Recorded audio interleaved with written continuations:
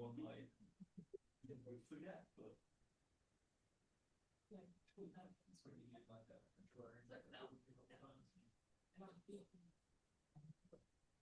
All right, thanks for showing up in such a high number today. I'm very happy to have Florian Fischer here from Cambridge. Florian and I met this year at CHI, and we shared some interesting discussions about bringing biomechanical modeling into HCI, which I found very, very interesting. And so we've met a few times afterwards already. Yeah, very happy to have you here.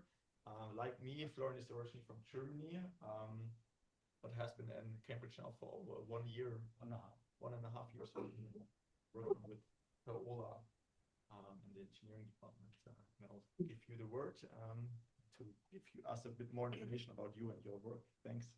Cool. Thank you so much for the invitation. It's a pleasure to be here and to present my research. So yeah, first, a few words about me. So yeah, my name is Florian Fischer. I'm a postdoc in the Intelligent Interactive Systems Group in the Department of Engineering in Cambridge. Before that, I did my PhD in Germany. And my research mainly focuses on computational methods to model, predict, understand, and eventually also improve human-computer interaction. A lot of work in VR, AR, and accessibility, some of which I'm going to show today. So if you have a look at all those different interaction techniques, you'll find that they all have something in common. They're fundamentally based on human body movement, which is something that has been underexplored in HCI, at least, in my opinion. So the traditional understanding of interaction, if we talk about movement-based reaching, aiming, steering tasks, mainly uses these aggregated interaction laws. Fitts law being the most prominent one, which originally stemmed from motor control. It just describes a statistical relationship, for example, between in the case of Fitts law, between the difficulty of a task, there's a distance that needs to be covered to move from a starting position to an end position, and the accuracy constraint provided by the width of the target to the movement time. Similar for the steering law, or other models being fundamentally based on a decomposition into cognitive processes on a higher level, and how they form decision and movement interaction. So one example we might all be familiar with is this keystroke level model here, for example, in a 2007 paper applied to predict the summary statistic, the time it takes to find a certain item in a mobile phone interaction, just based on aggregating these numbers of statistics. So the idea or the hypothesis that body movement data could add another perspective to these models and help us gain a deeper understanding of why we interact, and why there are certain differences in performance and ergonomics in these aspects in human-computer interaction.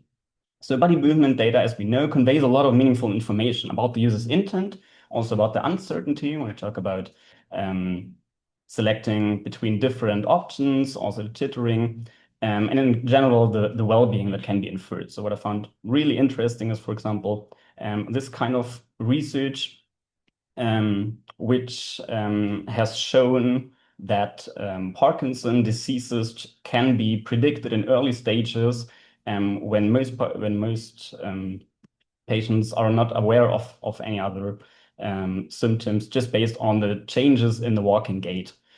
So in general, we can use body movement data to infer uncomfortable body postures, physical fatigue, and these health effects. So the question I focused on, or I mainly focus on in my research, is how can we understand and predict how users move in interaction? And there's two components that I propose to use in my previous work. The first one is obviously biomechanical body models. I'm just going to give you a quick overview of different types and what we're using in this regard.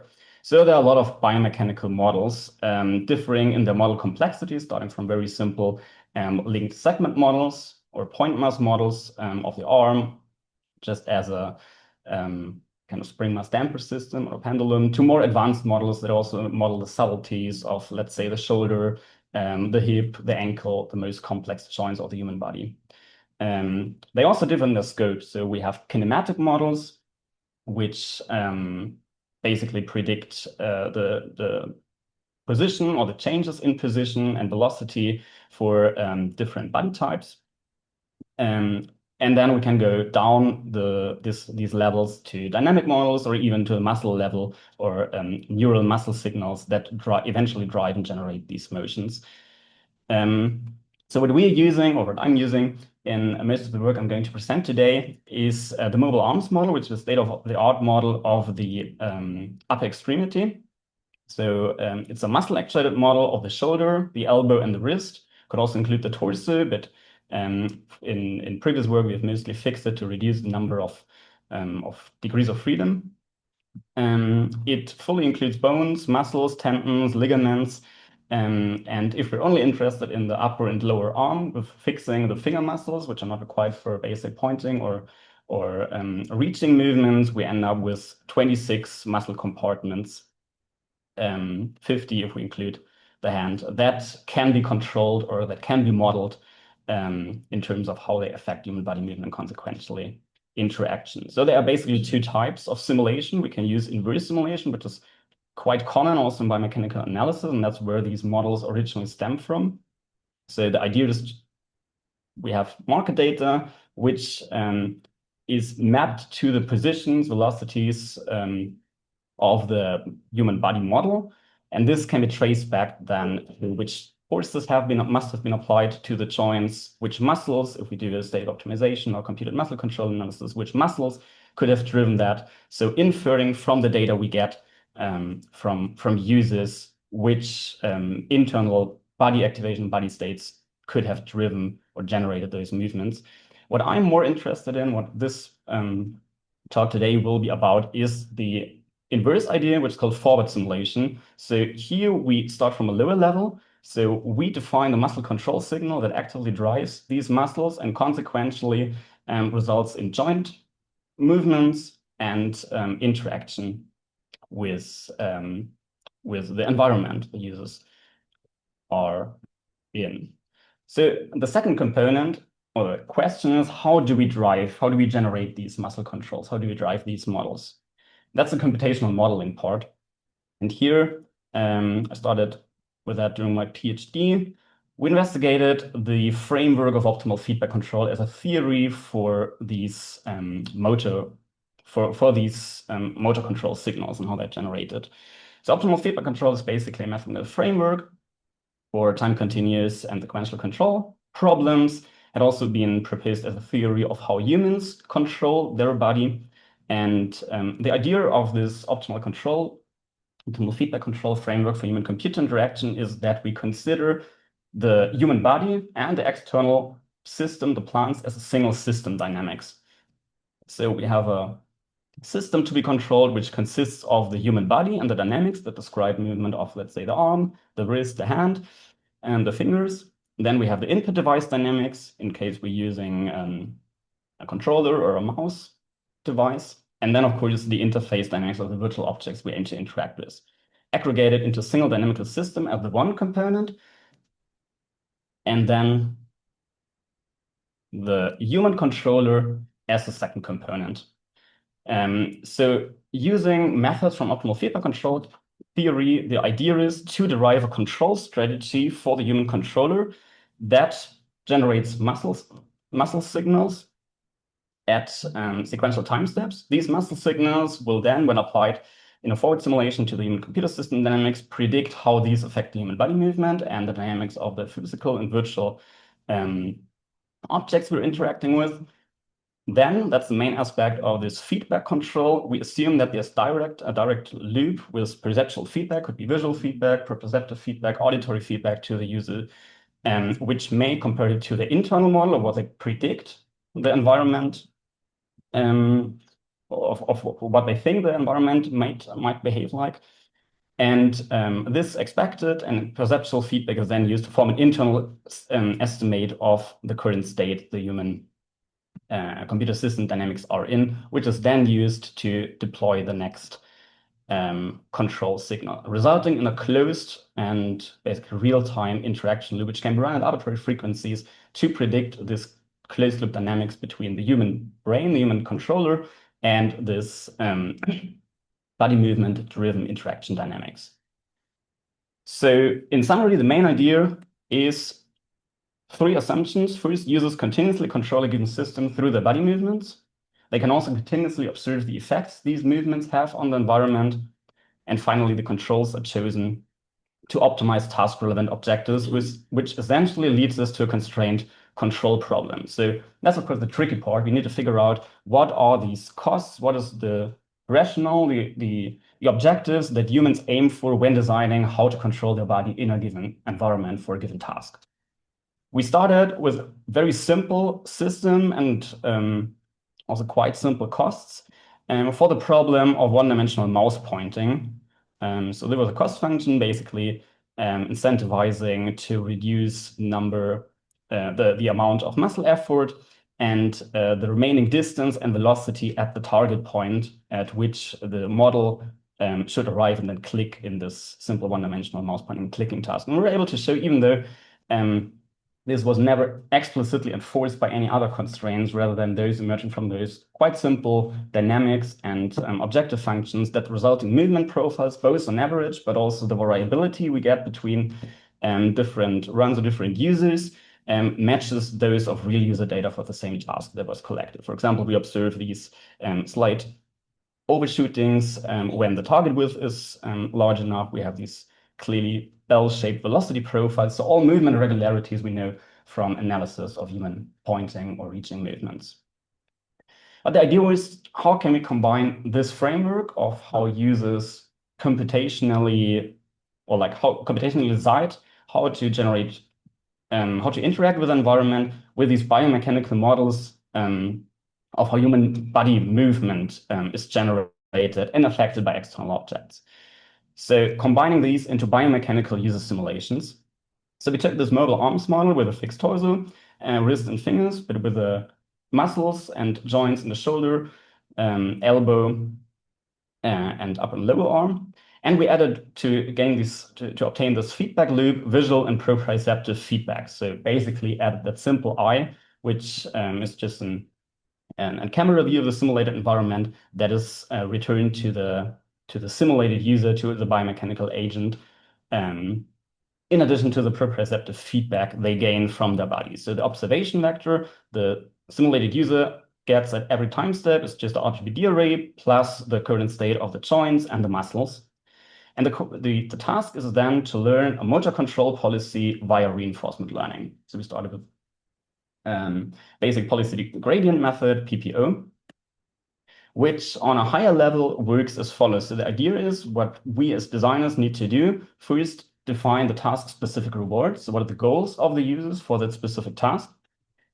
We implicitly also define the learning architecture in terms of which history states are provided as observations. Is there potential for memory when we're using RNNs or any LSTM modules in those deep learning architecture? Then initialize the policy, and then, as usual with reinforcement learning, just learn from exploration. So interact with the task, explore all different types of muscle controls in those environments we're considering for the task we want the simulated user to learn, and provide the rewards for the task, and then hopefully, via these policy gradient methods, it should learn to improve and converge towards the optimal policy. So the outcome is, for the specific task, and ideally also for a specific user, this policy that maps arbitrary observations, in this case from vision and proprioception, to the control signals such that it behaves as a user in some extent. So we tested this for 4 standard visual-motor interaction tasks. So the first one is the default mirror pointing task with fields at arbitrary positions in a constrained mirror space and of arbitrary size, which the simulated user had to reach and then stay in there for 500 milliseconds. Here in the lower right corner, you can see what the simulated agent sees. So that's the vision feedback provided. In particular, there's no reference data from users that gets into this simulation loop. And we also don't directly pass the target positions or sizes. So that's all data that needs to be inferred visually from that environment and obtain quite reasonable policies for that. Similar for the tracking task, where the goal is just to track that. So it's just a combination of sinusoidal, a random combination of sinusoidal patterns. So it's not predictable where this target will move to. It requires this visual motor closed feedback loop. And the same for the choice reaction task, where one of 4 colors is shown on a display in front of the simulated user, and they need to decide which button to click. We're also able to demonstrate that this approach can work for higher dimensional control tasks.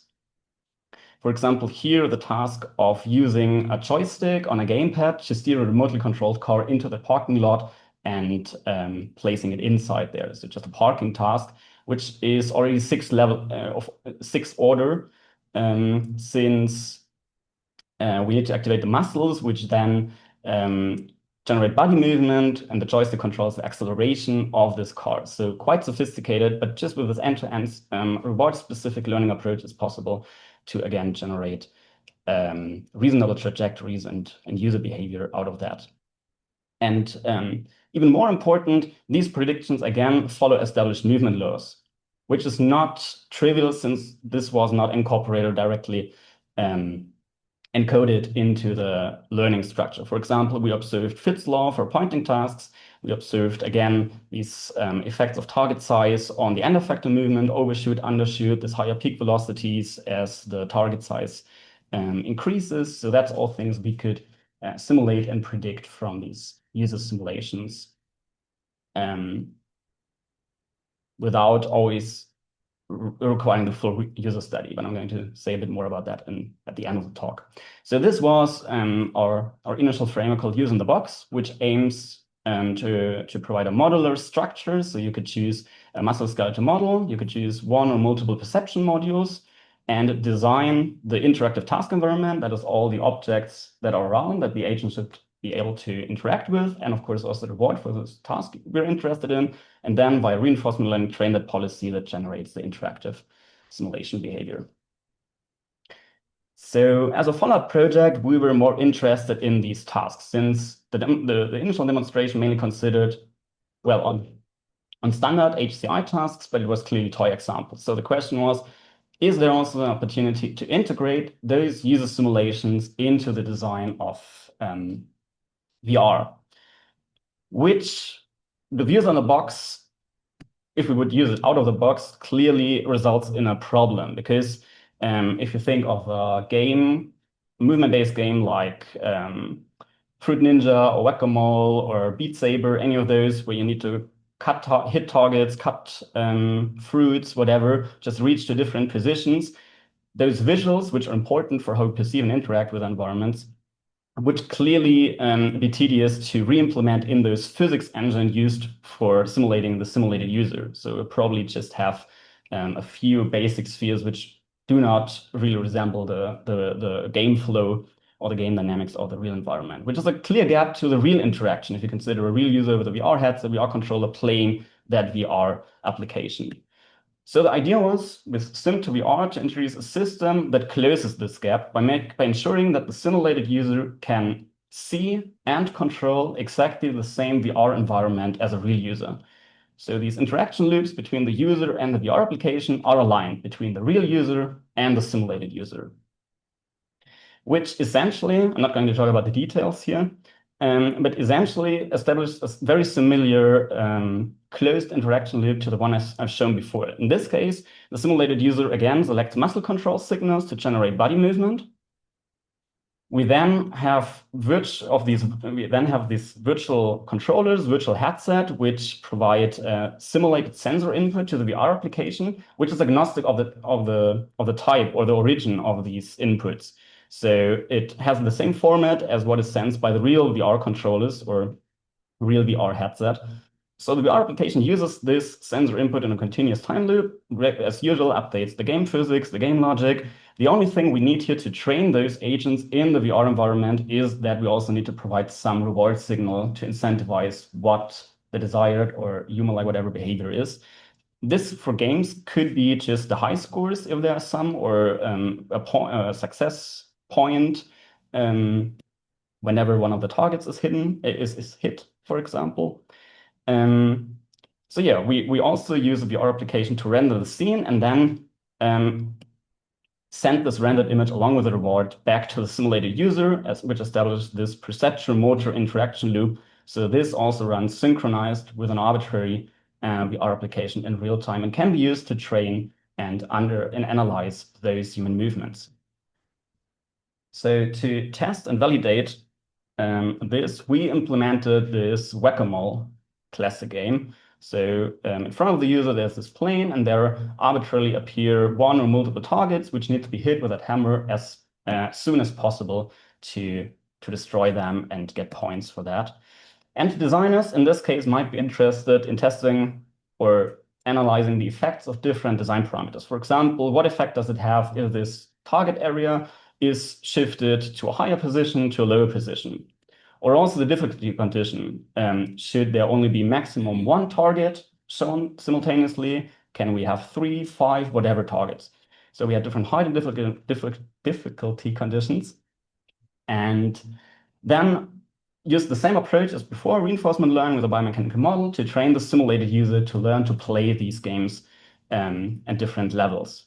Only for reference, not required for the approach itself. We also ran a user study with 18 participants. We did the same. And then we compared the data we get. For example, in terms of performance, so what you can see here, there are 2 bars for 2 different trained simulated users called SimU and SimA. And next to it, there's the data from the real user study.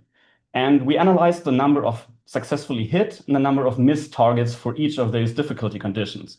And from just looking at the simulated data, designers, without running a full user study or even building a prototype, could already see that, for example, increasing the difficulty from the medium to the hard level would only increase the number of misses, because it's just physical or regarding the whole game dynamics, not easily possible to be more performant and hit more targets within that given time span. Something which we, in a very similar way, also observed in the real user study. We could also use this to predict the effects on physical effort and fatigue. For example, we observed both from the simulation and then later also from the user study that this high condition results in a significantly higher arm and shoulder fatigue for the users than the 2 other conditions, something that is also aligned with a subjectively reported Borg RPE scale. So just fatigue measures we ask the users after the sessions or after the different conditions to report on. And what might be most interesting to me is also this ability to predict different strategies. For example, we had a constrained and an unconstrained variant in this whack-a-mole game. The constrained variant requiring the user to hit the targets with a minimum hitting velocity of at least 3 meters per second, whereas the unconstrained variant did not have this condition. And I trained simulated users on those 2 types and figured out that they learn different strategies. Of course, in the constraint variant, there is some backward movement of the arm to gain momentum and really reach this hitting velocity required. So that's what we would probably expect. Whereas in the unconstrained version, a different strategy pattern emerged, just with keeping the hammer very close to the target plane, more sliding between the targets, which from the game dynamics would be a valid strategy. And that's something we also observed in the real user study. So half of the participants, though we did not prime any of those about this possibility, also observed the same strategy and consequently used it in the unconstrained to be more performant, which is probably something game designers would not want. So also to identify these loopholes or just in general effects of design choices on the overall interaction dynamics is something that such an automated testing system based on biomechanical simulated users could provide. Yeah, and as mentioned, this was just a test with whack-a-mole, but in theory, it's a Unity asset, open source available. So we also tested with Beat Saber. It could be deployed for any movement-based interaction or games in VR. So yeah, to summarize, this project SimTVR was a key step towards this goal of automated biomechanical testing. It allows researchers and designers to run these biomechanical simulations directly in VR, can be used to predict performance, ergonomics, but also reveal potential user strategies. Quickly want to show you two other projects which build on or add to the same strand of literature, do not fully implement this full biomechanical muscle simulation pipeline, but also show the opportunities of computational models for enhancing interaction design. So one idea is to create fatigue-aware interaction systems, fatigue-aware interfaces.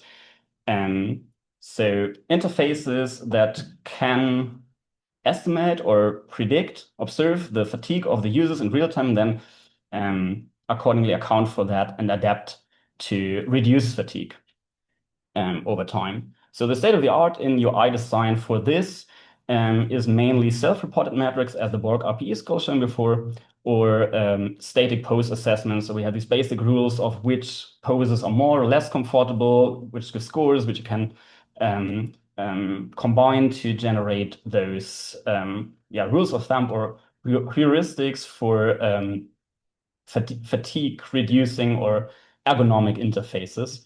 Whereas our approach was to use real-time fatigue predictions, which we can gain from such biomechanical simulations to adapt interfaces to a physical condition. So this was a project from this year Kai called AlphaPic, which is a tool to prolong interactive gestures in XR. So this builds on the NISO model, so it doesn't require the full biomechanical simulation. We do not predict muscle activations for each individual muscle, but just from the motion capture data we get in real time from MetaQuest 3 in this case, we can estimate the user's fatigue. So this model was validated previously, and we then only need to, as designers, need to define or come up with a hypothesis of what could be a fatigue-reducing intervention. For example, in such a case, you could imagine that the length of the sword, which is used to cut those fruits in this fruit ninja style game, could be dynamically extended or shortened to require larger arm movements and therefore increase or decrease fatigue. Similarly, in virtual hand interaction techniques, redirection techniques, we can also adjust the offset between real and virtual hand. So what we did as a case study was, for example, create an AlphaPic, this tool assisted go-go variant, which adapted this threshold parameter, which determines which is the distance to the user's body, starting from which the virtual hand has an offset from the real hand, dynamically varies based on the fatigue estimated in real time. So we have a shift between control and display space based on the measured fatigue, which in turn also should affect the fatigue. So introducing... Demonstrate how AlphaPic can prolong gestural interaction. A closed interaction loop. Adaptive So we had... In the default condition, participants need to fully extend their elbows to reach the target. In the go-go condition, hand redirection is activated from the start, resulting in a decrease in both body ownership and shoulder fatigue. With AlphaPic, the hand redirection is only activated when real-time. So you can, for example, see after a certain amount here in the AlphaPic in contrast to the go-go technique, this virtual shift between the virtual hand shown in VR and the physical hand is introduced to reduce the fatigue. And this allows us to test different offsets, which we usually have. For example, the offset between the fatigue reduction and the ownership that might be lost when when the difference between the virtual and the real hand becomes too big. So we tested different versions of the timing when the fatigue is introduced, and also the decay speed, which determines how fast this offset is increased based on fatigue. So just design parameters of these mapping from the technique parameter to the fatigue reduction, and can observe how these affects the cumulative fatigue over time. For example, we're starting this earlier and with a very high speed will result in the lowest fatigue. But on the other hand, this also has the largest task completion time. And similarly, we also investigated ownership and agency effects. So these trade-offs between fatigue-aware systems can be quantitatively compared and analyzed using these real-time fatigue predictions. And quickly, another idea where we use movement data to enhance interaction is 2D planar interaction in VR. So if you consider, for example, here drawing a smiley on such a surface in VR without any haptic feedback, you'll observe what often happens is there are these unintended departures, which result in inconsistencies or drops from the line. Same happens for slider tasks or for other interaction tasks, basically because we poke either too much into the plane in the virtual sphere or have a too large distance from the plane because of the lack of haptic feedback. So what we did to address this problem is we collected a data set with 8 participants performing 3 different virtual tasks, developed a classifier to determine whether these departures were intended or unintended, and then evaluated the impact in a controlled user study with 16 participants. So the 3 conditions we had was basic drag and drop task, the slider manipulation with sliders of different granularity, and then also the 2D sketching, so drawing these smileys. And we started with a naive Bayes plane detection classifier. So basically fitted a multivariate Gaussian distribution just to distinguish between the intended and the unintended departures from the plane from 2 features. So we investigated different versions, but found out that just the velocity of the finger towards the plane or moving away from the plane, as well as the maximum deviation from the plane over 150 millisecond prediction horizon is enough to predict whether users intend or unintend that departure from the plane. So here you can see first the drag and drop task of users without classifier on the left, which is quite, which has these disruptions and unintended drops, and then with a classifier on the somehow does not work, with a classifier which results in much smoother movement. And that's also what we quantitatively observed. So for all these 3 tasks, drag, slide, and sketch, we were able to remove the number of unintended drops from users in ranges of 49 to even 100%. So with classifier, there were still a few unintended drops left in the drag task, whereas in the slide and sketch task, there was basically 0. I think there were 1 or 2 participants in the whole study who still had those unintended drops, while reducing also the workload. So we had a significant reduction of the perceived workload reported by users, and also significantly higher usability. And also qualitatively, users found the system more stable, natural, smoother, less effortful. Exactly because of the problems, one participant here, P1, for example, mentioned there was no need to take more effort in dragging items or to poke inside the plane too deep, which is probably this mitigation strategy they applied because they don't have the exact haptic feedback to know when they're on the plane. And being inside the plane, usually in those kinds of interaction doesn't result in a drop. It's just a problem if you're too far away in front of the plane. However, there's still improvements possible for the slider task, for example, mainly because of slight time delays introduced in this approach. But it's kind of a proof of concept that even for those basic interactive tasks, no complex network architecture is needed to make a substantial improvement of user performance. It was just 2 very simple features observed in real time from a consumer level motion capture system as the Quest 3 has implemented, and then used a naive Bayes classifier. But of course, the idea is, that's also what we initially started with, is there an opportunity to make this more personalized, more customized by implementing or modeling biomechanical aspects of the physiology or of the individual skills and abilities that users have? So more integrating this biomechanical modeling perspective, which would be amazing. And I think there's a big chance that this will be possible in the near future, but there are a few challenges currently associated with a more general approach of this idea. I want to, in the last minute, outline a few of those. So the first one is a lack of diversity.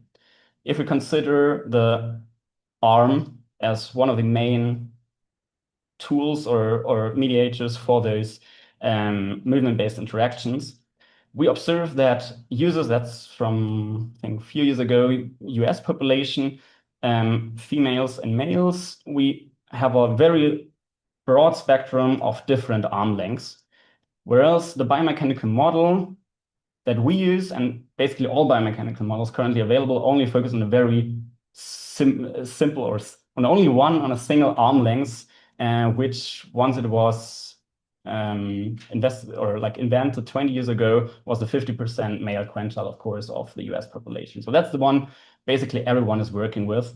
So we're interested in what happens if we train this biomechanical RL just with a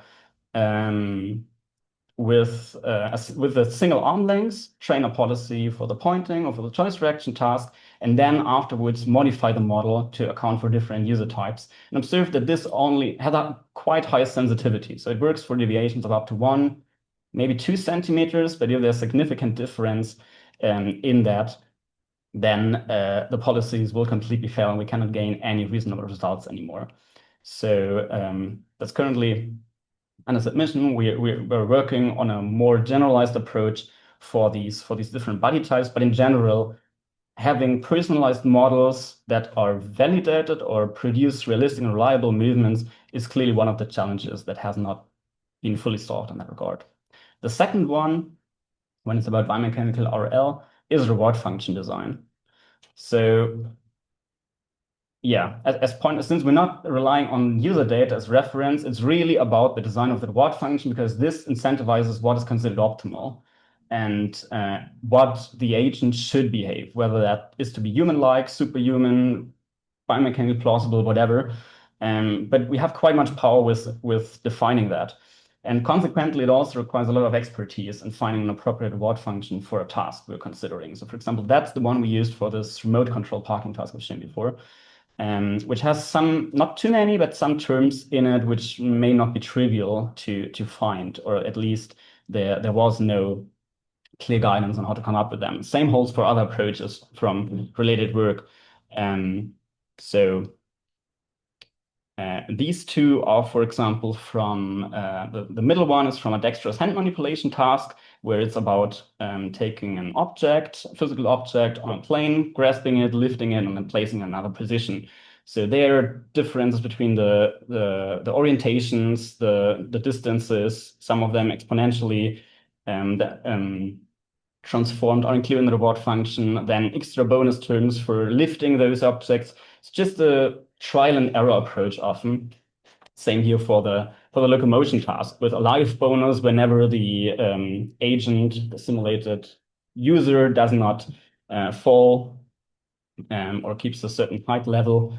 So it's in basic or in general not clear how to come up with this task-specific reward function. That's why we investigated and aimed at demystifying this reward function design for the purpose of HCI interaction task simulation. So we started with a arguably most basic structure of a reward function, consisting of a bonus term whenever the task has been achieved, a distance term, and an effort term. Did a systematic evaluation of 3 distance reward functions for effort models and those combinations, and an ablation study training more than 500 policies of those terms, and figured out that, for example, removing the distance term, the dense guidance term, can result in complete failure for a pointing task, same for choice direction task. And that's these orange points. The same if we ignore the bonus. So this may result in the user getting close to the target, but not successfully completing it. So based on those insights, we provided general reward function guidelines. Here's just a short version. There was a WIS paper this year where you can find the full guidelines. But the idea is, well, we need to integrate these guidance components, distance-based rewards, to tell the agent how to get to the targets they aim for, include a task bonus to also ensure the task success. And interestingly, that's something we were also quite surprised of effort models, which are usually just for mathematical regularization, a component of those reward or cost function structures, are not really required. So they can be added if instabilities occur, can improve the robustness and performance of the model. But most of that works, at least on this traditionally considered metrics, quite well. And then, of course, it's about balancing that. So we use those guidelines to define a reward function for a novel task, for example, here this keyboard typing, and again, confirm that only a bonus, that, or only the distance results in an unplausibly high character error rate, whereas we get reasonable results whenever we include those, independent of whether we use the effort model. And then finally, the last challenge, biomechanical forward models have a lot of difficulties when they are deployed, in the sense that they are not fully mature yet. So what may happen is, for example, they can exhibit weird or physiologically implausible movements, which should not be possible, but which the biomechanical model and the constraints implemented then in theory allow. So it's a lot of possibilities, what may be the cause of that. But that's something we encounter in an approach like reinforcement learning, which is fundamentally based on exploration and making use of all the possibilities that the model, the plant allows for.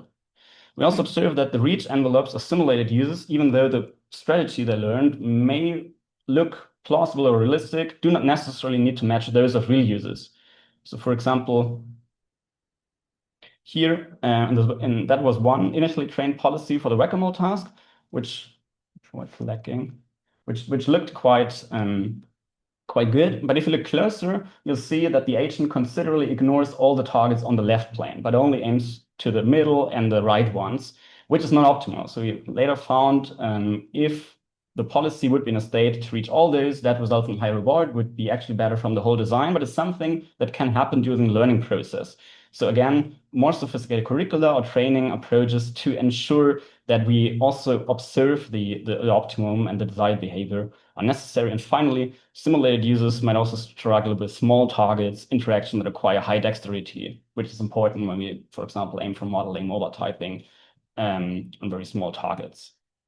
So there could be a lot of reasons. It could be due to instabilities in the training, insufficient coverage of possible state action pairs, inaccurate reward incentives, or simply these flaws, oversimplifications in the biomechanical model. So in each of those layers that we add into the pipeline, there could be difficulties for using that, which leads to the insight that biomechanical RL is not at the moment a ready-to-use technique or tool. But to summarize, there's a lot of opportunities of biomechanical simulations for HCI.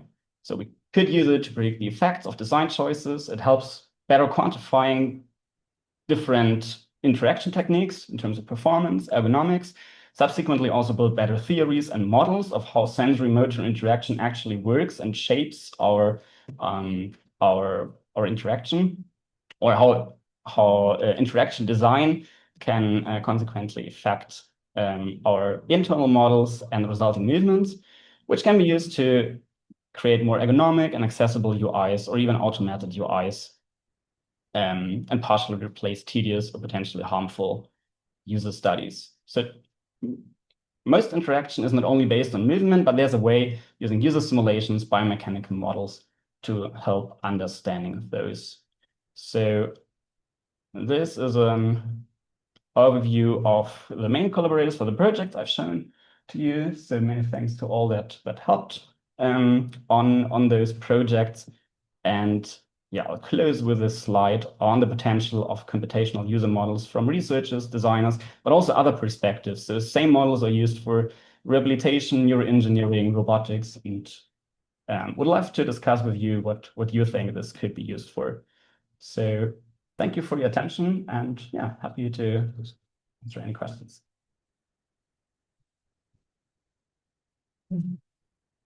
So, because there was a meeting of section beforehand, we have very little time left. But Florian will be available now in the hub, for example, on the second floor, because we also have to move on time again. So, if there's one quick question, we can take that. But otherwise, Florian will be here and he'll also join later, for example, to group back. Is there one quick question?